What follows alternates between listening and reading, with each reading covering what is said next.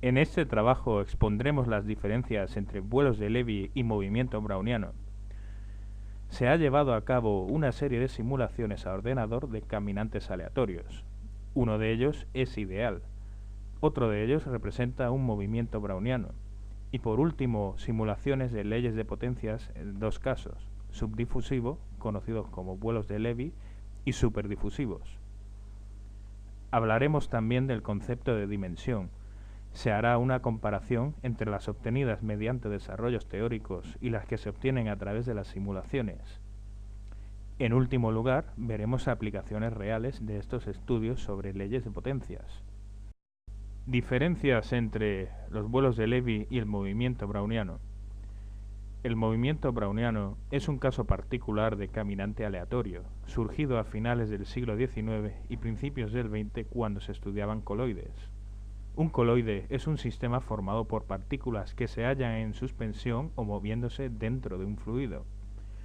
Cuando éstas chocan con otras moléculas del fluido, si prestamos atención a una de las partículas y seguimos su evolución en el tiempo, lo que se obtiene es un movimiento browniano. En cambio, los vuelos de Levy son movimientos erráticos, al igual que el browniano, pero se distribuyen en forma de ley de potencias, pero no una cualquiera, únicamente aquella que produce movimientos subdifusivos, que tienen la característica de que su varianza no está definida, y también presentan invariancia de escala. Simulaciones. Ese trabajo está desarrollado prestando especial atención a las matemáticas y la computación. Hemos desarrollado un software capaz de emular el comportamiento no lineal que se presenta en la naturaleza. Este software puede simular tres tipos de situaciones, una de ellas puramente ideal, la delta de Dirac, y otras dos que reproducen de forma bastante fiel procesos naturales, gaussiana y ley de potencias. Dentro de la ley de potencias se estudian dos casos, procesos superdifusivos, en este caso una ley de potencias con exponente 4, y los procesos subdifusivos, utilizando un exponente 2,5, conocidos como vuelos de Levy. El programa hace una simulación de movimiento en dos dimensiones, tomando dos números aleatorios. Para uno de ellos, la distribución de probabilidad es uniforme, entre 0 y 2π, que representa un ángulo en coordenadas polares. Para el otro número, que representa el módulo de una fuerza de impulso instantánea, usamos una distribución de probabilidad distinta dependiendo del caso que se quiere tratar. En el primer caso, la distribución utilizada es una delta de Dirac. Podemos observar en el gráfico que el resultado obtenido es similar a la trayectoria de un caminante aleatorio. Einstein, allá por 1913, predijo que la varianza o difusión del caminante aleatorio sería proporcional a la raíz cuadrada del tiempo. En los gráficos puede verse cómo tras realizar 10 caminos aleatorios y representar el desplazamiento respecto al tiempo, las predicciones de Einstein representadas por la línea negra se aproximan a los resultados obtenidos en promedio. A continuación se muestran unos histogramas que representan un sistema de sujetos que se mueven independientemente.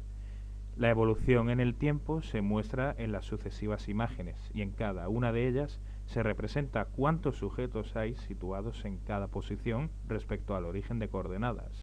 Podemos comprobar cómo la evolución temporal del sistema adopta la forma de una distribución normal o gaussiana. Ahora se muestran los resultados de la simulación del caso gaussiano. Como su nombre indica, la distribución de probabilidad usada para generar la variable aleatoria de la fuerza de impulso es una gaussiana. Este modelo se ajusta perfectamente para describir un movimiento browniano, y al ser un caso particular del caminante aleatorio, como puede observarse en las gráficas, se ajustan a las predicciones de Einstein. Los histogramas obtenidos también muestran que la evolución temporal del sistema adopta una forma de curva gaussiana. Para las simulaciones de la ley de potencias se utilizó una distribución de probabilidad de Pareto. En el primer caso, el exponente usado en la ley de potencias es 4, siendo por tanto un proceso superdifusivo. Los procesos superdifusivos están caracterizados por no tener definido el primer momento o media, pero sí tienen definidos el resto de momentos. por una compensación de cumulantes. Por lo tanto, tenemos una varianza definida, y que en esta simulación coincide con la de Einstein, pero no tiene por qué hacerlo necesariamente. En los histogramas mostrados, la difusión que sufren los sujetos en el tiempo constituyen una distribución de Cauchy. Por último, se simula el caso de un proceso subdifusivo, que se conoce como vuelos de Levy. Los vuelos de Levy están caracterizados por no tener ningún momento definido y por la invariancia de escala, o fractalidad. Al no tener varianza definida, pueden obtenerse resultados muy dispares entre sí, e incluso a veces, casualmente, la compensación de momentos hace que en promedio tengamos una varianza definida. Por último, los histogramas de la simulación se ajustan a una distribución de Cauchy, pero si se deja evolucionar el sistema lo suficiente, se obtiene una distribución aleatoria. Dimensión. El concepto de dimensión que conocemos y que los matemáticos conocían se quedó corto para describir ciertos objetos, como algunas curvas. Por ello, crearon el concepto de fractal, que no es más que la extensión del concepto de dimensión a los números reales. En nuestro caso, al representar curvas en dos dimensiones, teóricamente deben obtenerse dimensiones comprendidas entre 1 y 2, ambos inclusive. Para realizar el cálculo de la dimensión se ha utilizado el algoritmo de box counting. Este algoritmo consiste en ir seccionando el plano de representación del movimiento y comprobar si dentro de estas secciones hay curva o no, y sistemáticamente repetir el proceso tomando un paso de sección cada vez más pequeño, y calcular una regresión con los conteos realizados.